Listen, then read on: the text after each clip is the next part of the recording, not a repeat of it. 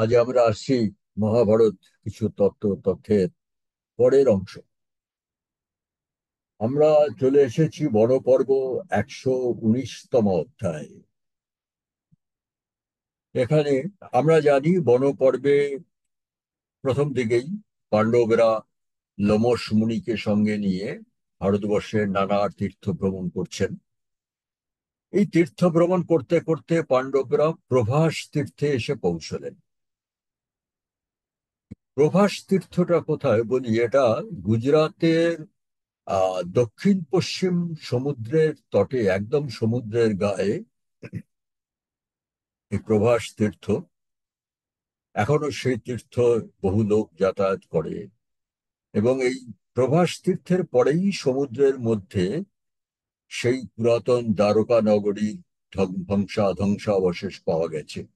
আর প্রভাস তীর্থের কাছেই হচ্ছে বিখ্যাত সোমনাথ মন্দির।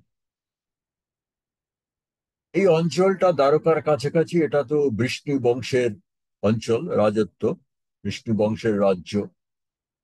তো পাণ্ডবরা প্রভাস তীর্থে এসেছেন জেনে ভগবান শ্রীকৃষ্ণ স্বয়ং এবং তার দাদা বলরাম এবং তার ছেলে প্রদ্যুম্ন, যে স্বয়ং শ্রীকৃষ্ণ ও তার শ্রী রুক্মিণীর পুত্র প্রদ্যুম্ন, আর শাম্ব, সাত্যকী, এরা হচ্ছেন বৃষ্ণি বংশের, সিনি বংশের বিখ্যাত সব সেনাপতি এবং যোদ্ধা, এবং আরো অনেকে ইত্যাদিরা পাণ্ডবদের সাথে দেখা করতে ওই প্রভাস তীর্থে এলেন।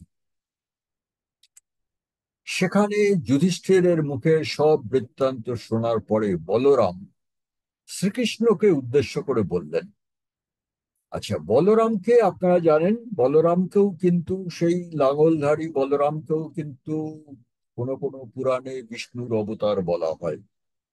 এবং বলরামের চরিত্র যারা আপনারা পড়েছেন তারা জানেন যে উনি শ্রীকৃষ্ণের মতো অত সুন্দর গুছিয়ে কথা বলতেন না। উনি একদম ছিলেন স্পষ্টবাদী, যা বলার সরাসরি স্পষ্ট ভাষায় বলে দিতেন এই বলরাম। আর উনি ছিলেন মহাশক্তিশালী একজন বিষ্ণু বংশের বীর। এই বলরাম এই সব যুধিষ্ঠিরের সব বৃত্তান্ত শুনে বলরাম তখন শ্রীকৃষ্ণকে বলছেন, ন কৃষ্ণ ধর্মশ্চারিত ভবায় যন্ত্র ধর্মস্য পরাভবায়। বলছেন, এ কৃষ্ণ, এ তো দেখছি ধর্মের জয় নেই, অধর্মেরও পরাজয় নেই। অর্থাৎ ঋষিমুনিরা যে চিরকাল বলেছেন, আমরাও বলি ধর্মের জয় অধর্মের পরাজয়, সে তো এখানে দেখতে পাচ্ছি না। যুধিষ্ঠির যত্র জটি মহাত্মা, যুধিষ্ঠিরের মতো মহাত্মা যেখানে জটা ধারণ করে আছেন, বনাশ্রয় ক্লিশ্যতি চিরবাসা, পশু চর্ম ধারণ করে বনে আশ্রয় নিয়ে কষ্ট পাচ্ছেন, সেখানে কোথায় ধর্মের জয়? এ তো দেখা যাচ্ছে না। ওদিকে দুর্যোধন শ্যাপি মহিম প্রশাস্তি, দুর্যোধন সে পৃথিবী শাসন করছে। ন চাস্য ভূমির বিবরং দদাতি, দুর্যোধনের মতো পাপী রাজা হয়ে বসে আছে এই দেখে, ন চাস্য ভূমির বিবরং দদাতি, তা দেখে তো ভূমি মানে পৃথিবী ফেটে বিদীর্ণ হচ্ছে না। যেটা বলা হয় যে ঘোরতর পাপ দেখলে পৃথিবী ধরণী বিদীর্ণ হবে, কই, তা তো হচ্ছে না। ধর্মাৎ অধর্মস্য রিহিত বরিয়া নীতি মন্যেত নর অল্প বুদ্ধি, এতে কি হবে? এতে তো সাধারণ বুদ্ধি মনুষ্যেরা ধরে নেবে যে ধর্মের চেয়ে অধর্মই শ্রেয়। ধর্মাৎ অধর্মাশ্চরিত বরিয়া নীতি, সাধারণ লোকেরা তো মনে করবে ধর্মের চেয়ে অধর্মই বেটার, অধর্মই ভালো। দুর্যোধনে চাপি বিবর্ধমানে, দুর্যোধনের ক্রমশ সমৃদ্ধি বৃদ্ধি হচ্ছে। যুধিষ্ঠিরের চা সুখমাত্র রাজ্যে, আর যুধিষ্ঠির রাজ্য হারিয়ে দুঃখের জীবন কাটাচ্ছে। কিং তোত্র কর্তব্যমিতি প্রজাভি শঙ্কামিথ সংজনিতা নরাণাম, এইসব দেখে সাধারণ মানুষের মনে তাদের কি কর্তব্য, কি করণীয় এই নিয়ে তো সাধারণ মানুষ দ্বিধায় পড়ে যাবে। অর্থাৎ শাস্ত্রে বেদে যেখানে ধর্ম অধর্মের ফল যা বলা হয়েছে, এ তো উল্টো ফল হচ্ছে। এতে তো সাধারণ মানুষ ধর্ম না করে অধর্মেরই পথেই চলতে শুরু করবে। এবং তারপরে বলরাম, উনি যেহেতু স্পষ্টবাদী, উনি একটা কথা খুব পরিষ্কার করে বললেন, যে কথাটা বহু লোকে বলতে চায় কিন্তু বলতে পারে না। সেটা হচ্ছে, কথং নু, আমাকে বলো তো কৃষ্ণ, ভীষ্মস্য কৃপস্য বিপ্র দ্রোণস্য রাজা চ কুলস্য বৃত্ত, এই ভীষ্ম, কৃপ, অন্যান্য বিপ্রগণ, দ্রোণ, রাজা ধৃতরাষ্ট্র এবং কুলস্য বৃত্ত রাজ্যের প্রার্থনা সুখম আপনুবন্তি, তারা এই অর্থাৎ মানে কুন্তী পুত্রদের রাজ্যহীন করে এই ভীষ্ম, কৃপ, দ্রোণাচার্যেরা কি সুখ পেয়েছে। এবং সবশেষে বলরাম পরিষ্কার ভাষায় বললেন, ঠিক পাপ বুদ্ধিন ভরত প্রধান, এইসব ভরত বংশীয় প্রধানদের আমি ধিক্কার জানাই। এই ধিক্কার জানানোটা সবাই বলতে পারেনি, এখানে ব্যাসদেব সোজাসুজি ধিক্কার জানিয়েছেন বলরামের মুখে। আমরা ভীষ্ম, দ্রোণ এদের সম্বন্ধে নানা রকম গল্প শুনি। গল্প শুনে আমরাও সাধারণ মানুষরা দ্বিধায় আছি, যে এনারা কেন দ্রৌপদীর এই লাঞ্ছনার কোনো প্রতিবাদ করলেন না। আপনারা পাঠকরা, আপনারাই বলুন তো, ভীষ্ম, দ্রোণ, রাজা রাজারা ছেড়ে দিন, আমাদেরই সাধারণ মতো সাধারণ লোকের বাড়িতে যদি এই ঘটনা ঘটতো, আমাদেরই এক ছেলের বউকে যদি অন্যান্য ছেলেরা বস্ত্রহীন করার চেষ্টা করতো আমার সামনে, তাহলে আমি আপনি কি চুপ করে বসে থাকতাম? অন্ধ হলেও কি চুপ করে বসে থাকতাম, প্রতিবাদ করতাম না? কিন্তু এই বরিষ্ঠ কুরু বংশের বরিষ্ঠ নেতারা, তারা কিন্তু কেউ প্রতিবাদ করেনি, সবাই মুখ বুজে বসেছিল। এই জন্যই বলরাম বলেছে, ঠিক পাপ বুদ্ধিন ভরত প্রধান, এইসব ভরত বংশের প্রধানদের আমি ধিক্কার জানাই। নাম বক্ষত্ব বনি প্রধান পিতৃন সমাগম্য পরত্র পাপ। বলরাম বলছেন, এই পাপী রাজা ধৃতরাষ্ট্র পরলোকে গিয়ে পিতৃপুরুষকে কি জবাব দেবে? পুত্রেষু সম্মচ্চরিতং ময়েতি পুত্রান পাপন ব্যপরোক্ত রাজ্যাৎ, পুত্র ও পুত্র সমদের সমান চোখে দেখেছি কি দেখেনি তা নিয়ে পিতৃপুরুষের কাছে কি জবাব দেবে? আর ভাতৃপুত্রদের রাজ্যহীন করার পাপের কি জবাব দেবে পরলোকে গিয়ে? বলরাম আরো বলছেন, নাশৌ ধিয়া সম্প্রতি পশ্যতি স্ব কিং নাম কৃত্তায়ম চক্ষুরেবম। বলছেন, এই পাপ বুদ্ধি ধৃতরাষ্ট্র এনার চোখে অন্ধ, কিন্তু এর বুদ্ধি তো অন্ধ না। এই তার বুদ্ধি দিয়েও কি সে দেখতে পাচ্ছে না যে কোনো পাপের ফলেই সে অন্ধ হয়ে জন্মেছে? এটুকু সে কি বুঝতে পারছে না?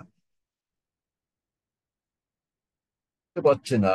আর জাত পৃথিব্যামিতি পার্থিবেষু, আবার যখন এই পৃথিবীতে তার পুনর্জন্ম হবে, তখন প্রব্রাজ্য কন্তীয় নীতি স্বরাজ্যাৎ, তখন এই যে কুন্ত্রী পুত্রদের রাজ্য থেকে বিতাড়নের পাপ করেছে, সেই পাপের ফলে আবার যখন পৃথিবীতে ফিরে আসতে হবে, তখন তার যে কি দশা হবে সেটা কি বুঝতে পারছেন? নূনং সমৃদ্ধান পিতৃলোক ভূমৌ চামি করভান ক্ষিতিযান প্রফুল্লান, বিচিত্র বীর্যস্য সুত সপুত্র কৃত্যা নৃশংসং বত পশ্যশীর্ষম।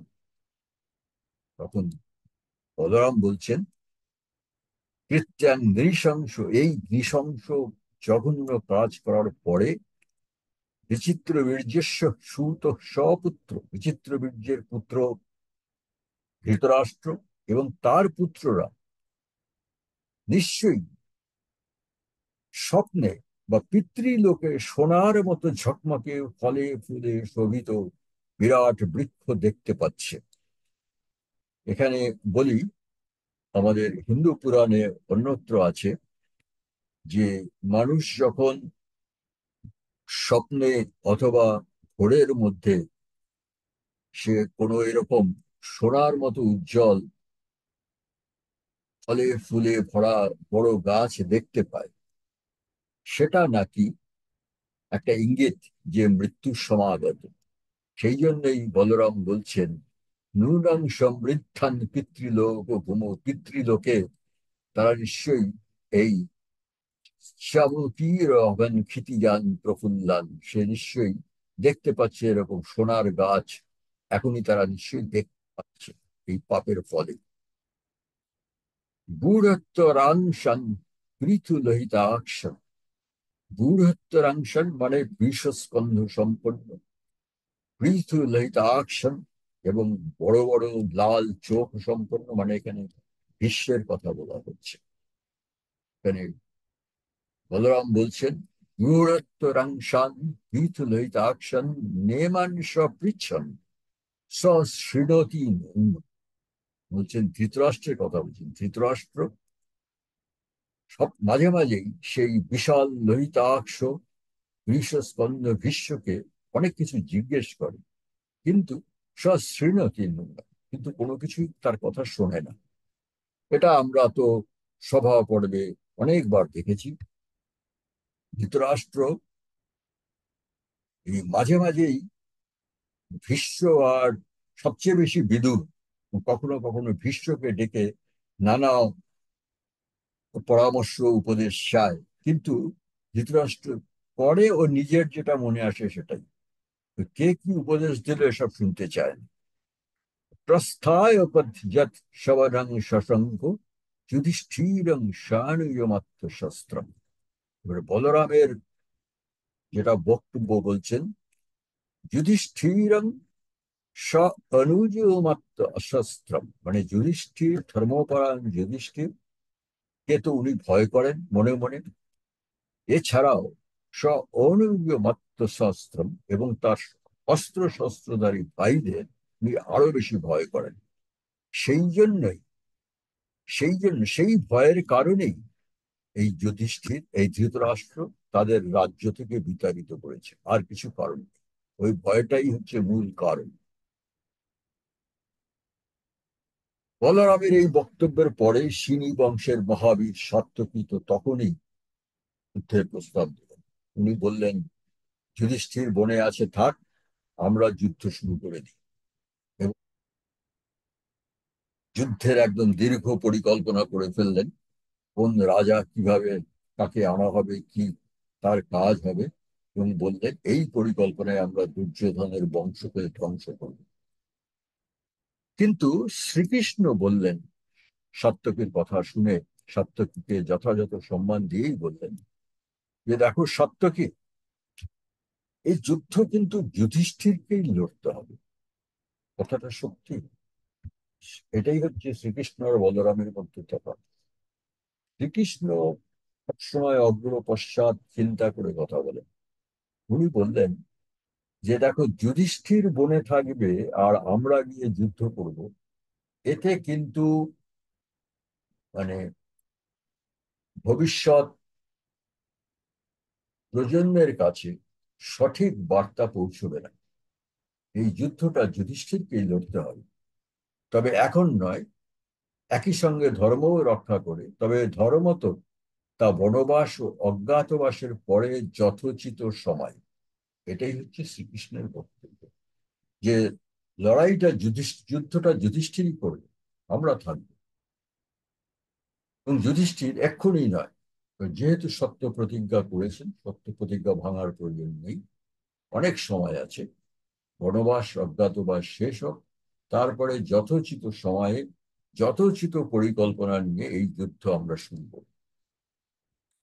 শেষে যুধিষ্ঠির বললেন, সাত্যকীকে বললেন, নেদং চিত্রং মাধব যদ ব্রবীষি সত্যং তুমে রক্ষাতমং ন রাজ্যম।